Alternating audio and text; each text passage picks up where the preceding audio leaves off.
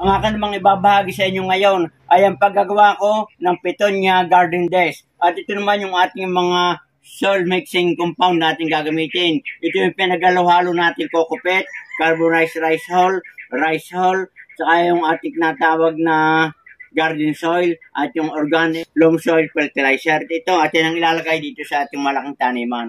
Natin ang umpisahan ang pag-transplant itong ating Petunia.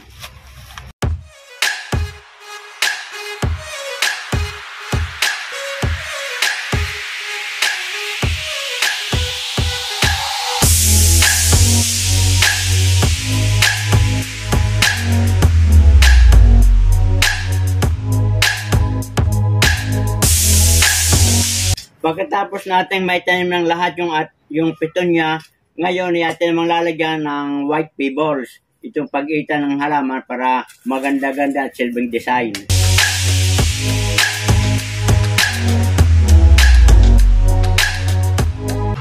Ayan mga kabayan, tapos na ang ating paglalagay ng white pebbles. Ngayon itong ating susunod para mas lalong maganda-gandang tingnan. Ito, ang tawag dito ay plastic mushroom. Ayan.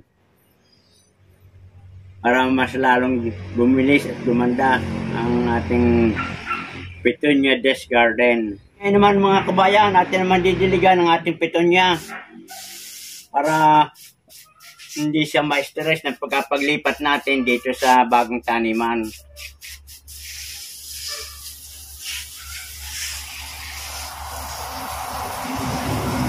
Ayan mga kabayan, natapos na nating madiligan, malagyan ng white pebbles, may tanim itong ating Petunia.